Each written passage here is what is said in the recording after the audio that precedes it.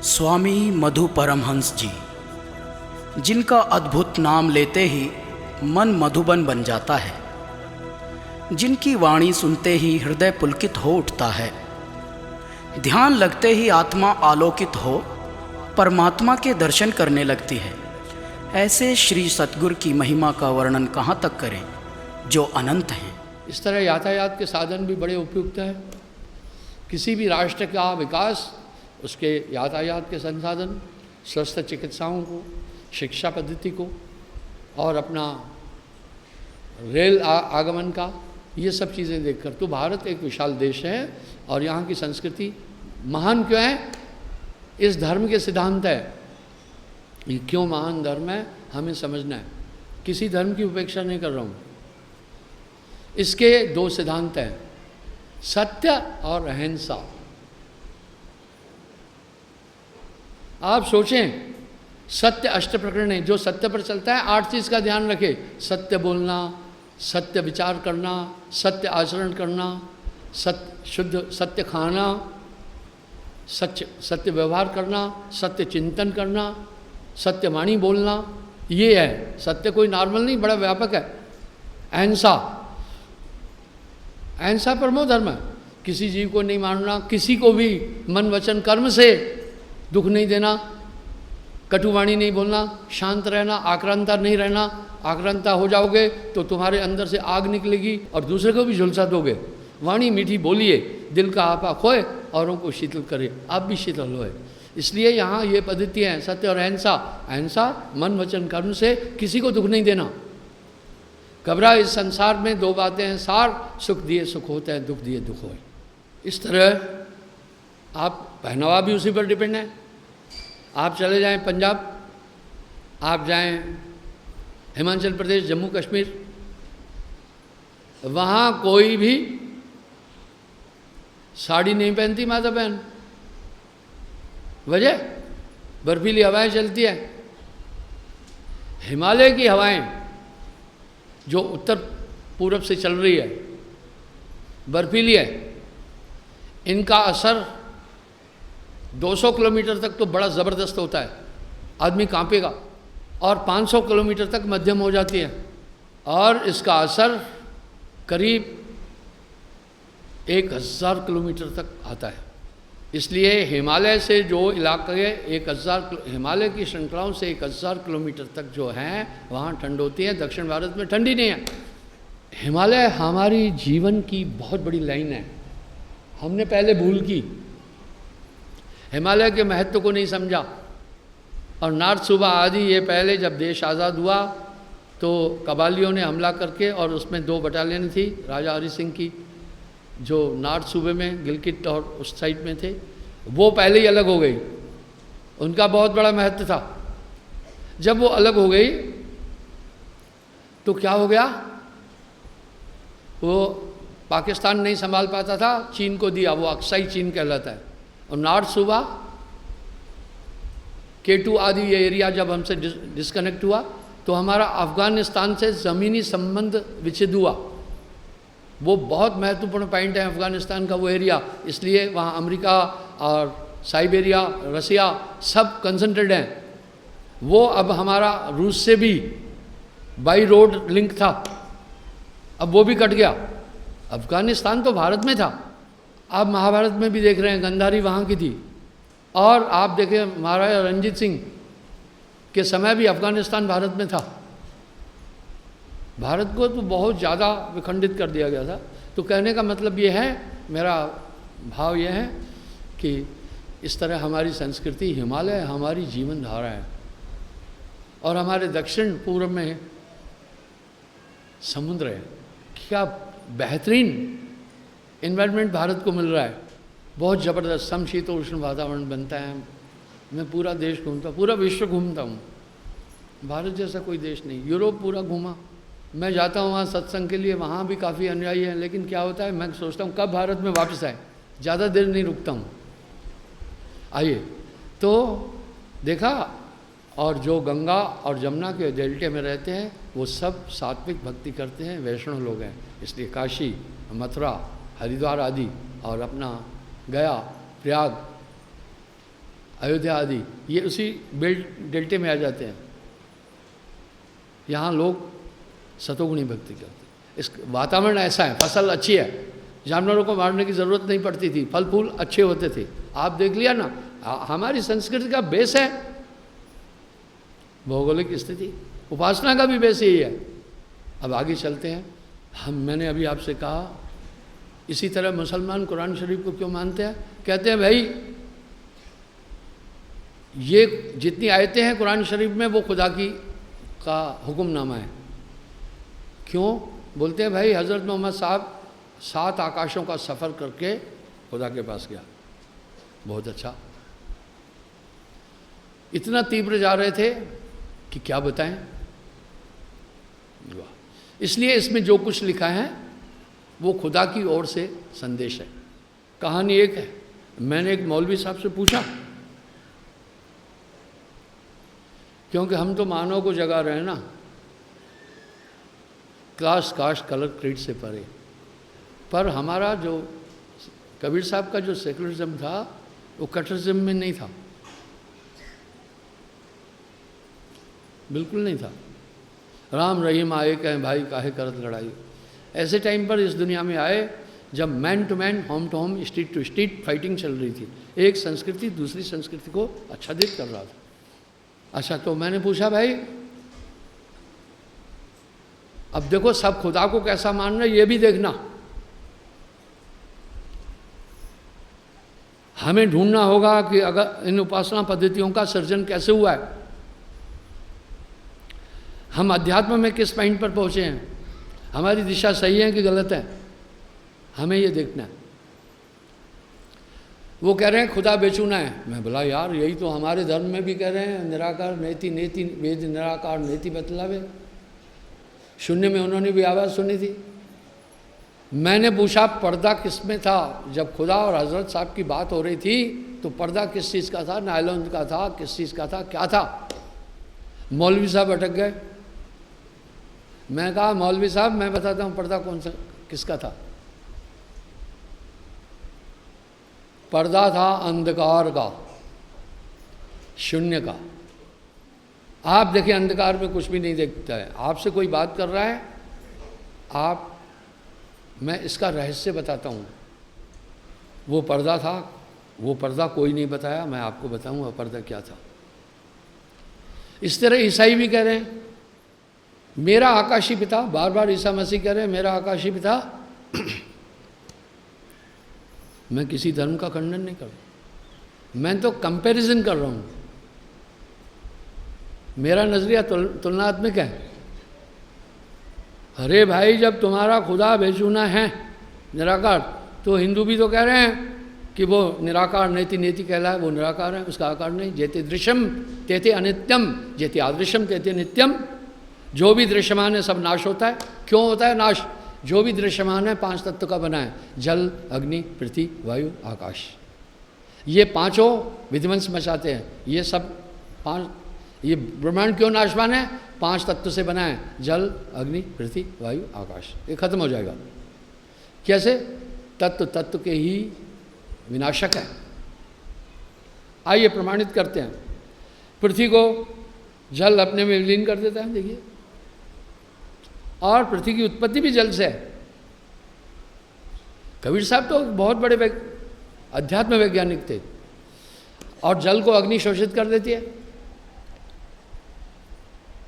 आप 1 लोटा पानी रख दो आग पर, उबलता रहेगा, थोड़ी देर में खत्म हो जाएगा। कहाँ गया? वाष्पीकृत हो गया, वाष्प बन गया, अपने मूल रूप में चला गया। इसी प्रकार से अग्नि को, तीसरा तत्व अग्नि है, अग्नि को वायु खत्म कर देती है। आप आग जल रही है, फूंक मारो, दिया जल रहा है, खत्म। वायु को आकाश विलोम करता है, वायु को आकाश नष्ट करता है, अपने में विलोम कर देता है, और आकाश को शून्य अपने में समा देती है। इसलिए 5 तत्व नाशवान है। ये 5 सर्वगुण साकार तत्व कहलाते हैं, जिनकी आकृति है। मैं बड़े बड़े विद्वानों से पूछता हूँ, भैया मुझे ये बताओ, मुझे 5 तत्व दिखाओ। ये क्या है? बोला साकार। स आकार, आकार सहित, स सकारात्मक है और अ नकारात्मक है। आइए हम देखते हैं।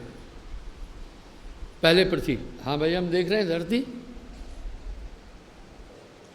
दूसरा जल, बिल्कुल जल हम पी रहे हैं, जल को हम देख रहे हैं, उसका आकार है।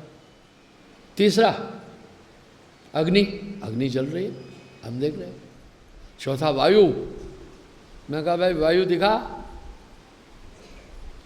बोलते वो देखो पेड़ हिल रहा है। मैं बोला भैया वो पेड़ हिल रहा है, वो तो पेड़ हिल रहा है, वायु नहीं दिख रही है मुझे, वायु दिखाओ। तो कहते वायु नहीं दिखती है। मैं बोला फिर साकार कैसे हुई? फिर साकार कहाँ से हुई? वायु दिखाओ। नहीं तो मैं दिखाता हूँ। चारों तरफ जो आप झुका हुआ देख रहे हैं आसमान, ये वायु है। अगर आप धरती से 40,000 फीट ऊपर जाकर देखोगे तो आपको आकाश का रंग अलग मिलेगा। वहाँ वायु का घनत्व कम हो जाता है। पांचवा आकाश, तो कहते भाई ये दो हाथ के बीच में। मैं कह रहा हूँ ये तो शून्य है। बोला आकाश नहीं दिखता है। मैं बोला नहीं, आकाश दिखता है, साकार है। आप विचार करें कितने बड़े वैज्ञानिक थे कबीर साहब, और देखिए वैज्ञानिकों ने भी कहीं कहीं भूलें की है। मानवीय मस्तिष्क है, ये भूलों से भरा पड़ा है।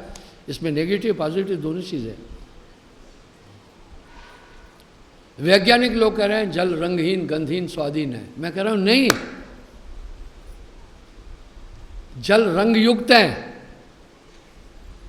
और स्वादमय है। आओ उदाहरण देता हूं। आपको अंधेरे में अगर मैं शरबत पिलाऊं तो आप कहते हैं ना शरबत है, स्वाद लगा। और आपको अगर पानी अंधेरे में भी दूं तो कहते हैं ना पानी है। आपने कैसे आइडेंटिफाई किया पानी है? स्वाद से ना। अब आकाश तत्व देखते हैं। आज वैज्ञानिक आकाश तत्व की खोज कर रहे हैं। The black matter is the base of the creation. वो कह रहे हैं आकाश तत्व ही सर्जन का आधार है। बिल्कुल। आइए देखते हैं। आकाश क्या है? काला। प्रमाण देता हूं। कबीर साहब कितने बड़े वैज्ञानिक थे, सुनो। लोगों ने सिर्फ 4 दोहे कबीर साहब के पढ़कर बोल दिया कि कबीर साहब कह रहा बुरा जो भोजन में चला बुरा न मिला। अरे ये तो बिल्कुल क्या हुआ क्या, जितना हम उनकी वाणी समझ सके हम उतना ही उनको समझ सके, जितनी हमारी ब्रेन की कैपेसिटी थी। जब हमारा ब्रेन उनकी वाणी की गहराई तक नहीं गया, हमने क्या कहा? कबीर की उलट साखियाँ, उलट बासी आए। ये नहीं कह रहे कि हमारा दिमाग वहाँ तक नहीं पहुँच सका है। अब देखो कबीर साहब क्या कह रहे हैं। पीलो रंग है धरती को, मीठो इसको स्वाद।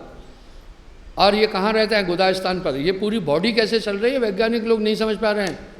हमारे महापुरुषों ने शरीर विज्ञान को अच्छी तरह समझा है।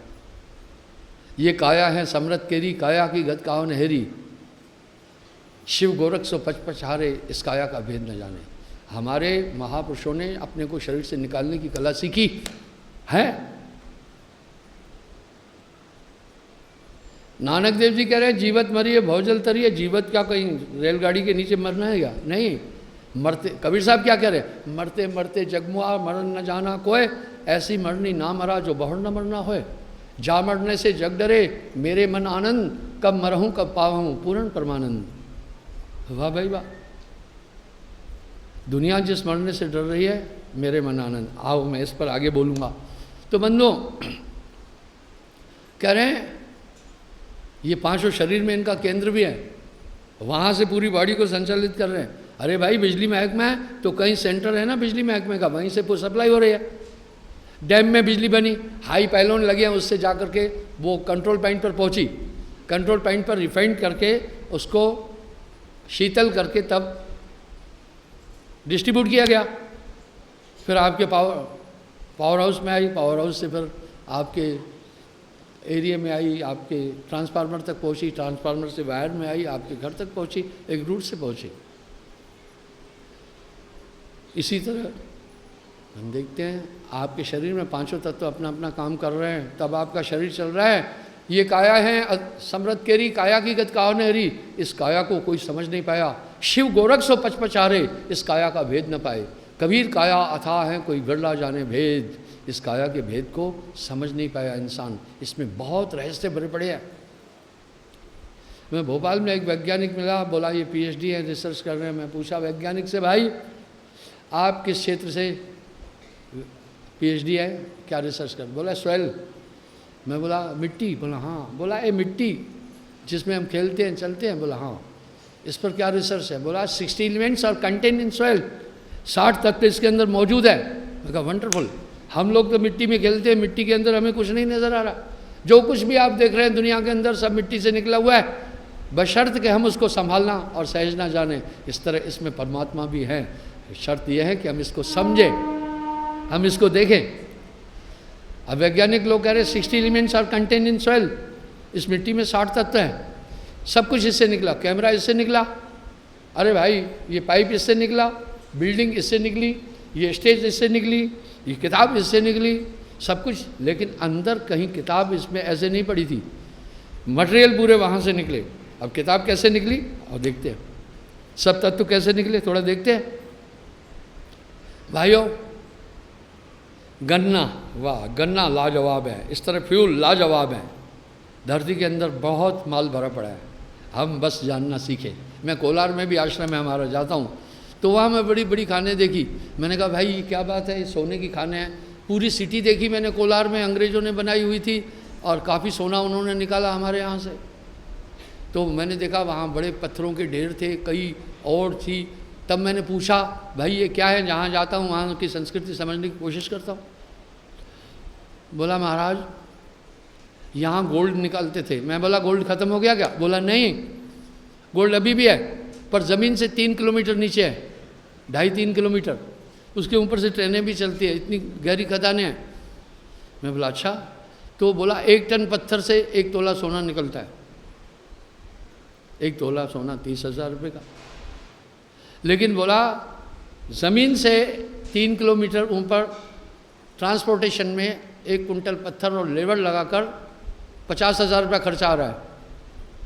हमारे पास अभी उतनी टेक्नोलॉजी नहीं है, इसको लीज पर भी मांग रहे हैं। बोला हमने नहीं दिया है, जब टेक्नोलॉजी आई इसलिए हमने अभी स्टॉप कर लिया है। कोलार से सोना नहीं निकल रहा, गोल्ड है। हाँ हाँ, आप हम सोचते हैं सोना कहीं अंदर होगा, वो एक धातु है। ये 7 धातु इस ज़मीन के अंदर है। फिर वो उसको पत्थरों को डिसल्यूट करते हैं, फिर केमिकलाइज करके उसके अंदर से फिर गोल्ड निकालते हैं। अब उनके पास टेक्नोलॉजी अलग है, वो इतना ज़्यादा उनको खर्चा नहीं आता है। भारत ने कहा भाई जब हमारे पास संसाधन जुट जाएंगे तब हम खुद करेंगे, लीज पर नहीं दिया गया। अच्छा है, तो देखिए इसमें सभी तत्व मौजूद है। आइए किताब इसके अंदर से निकला, पढ़ी थोड़ी थी किताब, इसके अंदर से गन्ना निकला। जब गन्ना निकला तो फिर क्या हुआ? वाह, गन्ने से पहले शक्कर बनाई, खंडसारी गुड़ बनाया, धीरे धीरे बनते उसका जो वो निकला उससे शराब बना दी कहीं। अच्छा, फिर कुछ भी इसका जाया नहीं हो रहा है। फिर उससे क्या किया, उससे आगे चल कर के गन्ने से अपना बाकी उसका खुइयाँ जो बची, खुइयाँ यूपी में कहते हैं, उससे उन्होंने गत्ते बनाए और कागज़ का सृजन किया। जो बाकी वेस्ट बचा वो खाद, वो गन्ने की खाद इतनी कीमती है कि पूछो मत, वो कुछ भी गया नहीं। इस तरह क्रूड ऑयल का भी कुछ वापस नहीं जा रहा है। देखो कितने पदार्थ बन रहे हैं। पहले उससे ऑयल एचडी बनता है जो हवाई जहाज़ों का है, फिर पेट्रोल बनता है, फिर उसको परिशोधित करते हैं, डीजल बनता है, डीजल से फिर परिशोधित करके मिट्टी का तेल बनता है, फिर परिशोधित करते हैं उससे ग्रीस बनता है, फिर उसका जो वेस्ट बच रहा है। ये दुनिया है पूरी प्लास्टिक की। बचपन में हम सुनते थे, जीते लकड़ी मरते लकड़ी, देख तमाशा लकड़ी का, दुनिया वालों तुम्हें बताएं ये जग सारा लकड़ी का।